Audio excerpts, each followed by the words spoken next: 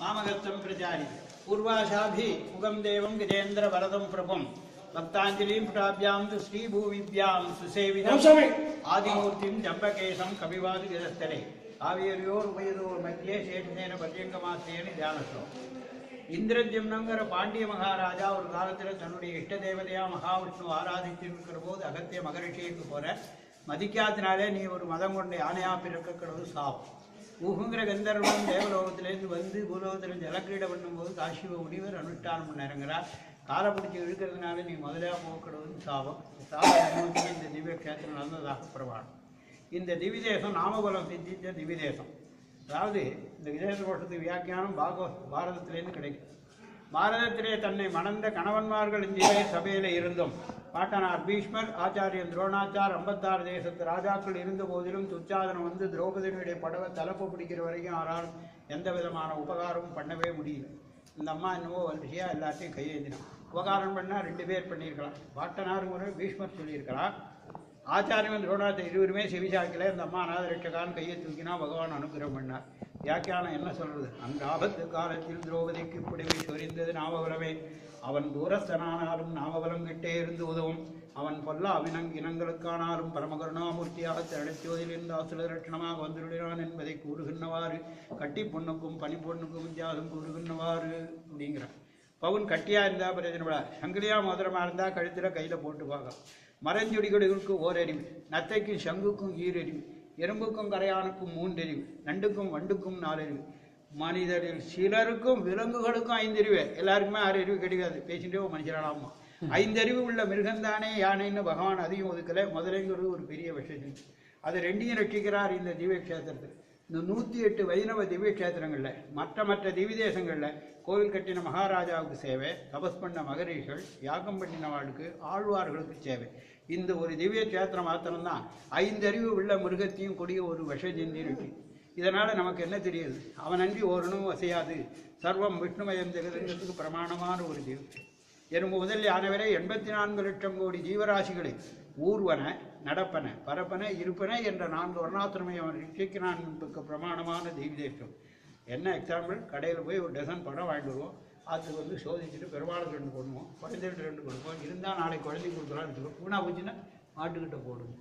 5 அறிவு உள்ள விடுதல் தானே. நாம் 50 ரூபா கொடுத்து 1 கிலோ மல்கோ வாங்கலாம்.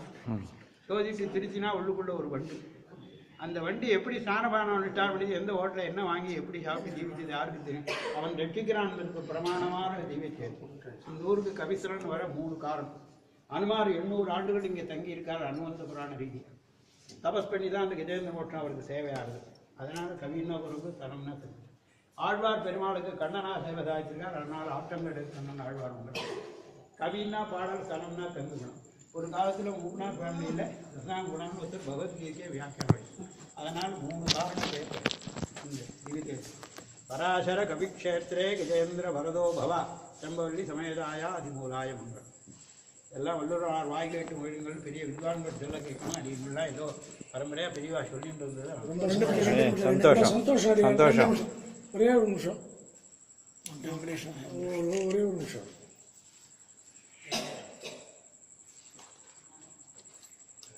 ஒரே ஒரு செகண்ட். போயிட்ட பாயத்து வெங்கடேஷ் வந்துட்டுக்கா ஒரு தடவை பெருமாள் சிரிச்சுட்டு வரணும். ஒரு செகண்ட் ஒரு தடவை பெருமாள் சிரிச்சுட்டு வரணும். உபகாரம் வந்துட்டு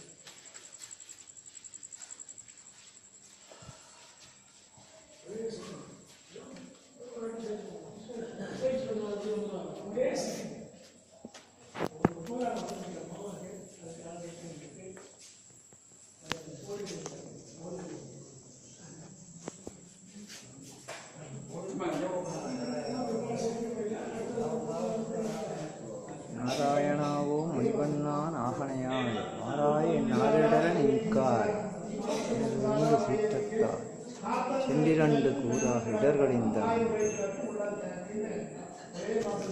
சிவன் நாராயணா கஜேந்திர மோட்சம். அடியேன்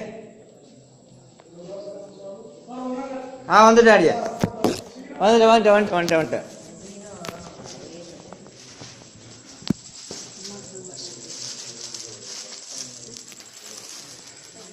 இந்த பக்கம் வந்துடுறேன் நாங்கள் மாதவாச்சார் தம்பி உபன்யாசகர் தான் இருக்காரு. மாதவாச்சார் ஆசிரமம் அப்படியா பாக்கியம். தம்பி வாசுதேவாச்சார் வாசல் இருக்கார். அதெல்லாம் பிரபந்தம் அவர்கிட்ட தான் வாசிக்கும். பாக்கியம். கொஞ்சம் அப்படியே அப்படியே என்ன சுவாமி இதெல்லாம் இல்லை இல்லை இருக்கட்டும். ஆராய்ச்சி. இல்லை இல்லை ரொம்ப சந்தோஷம். செஞ்சது சாய்ச்சே. என்னது ஒன்றும் இல்லை ஒன்றும் இல்லை. ரொம்ப சந்தோஷம். வர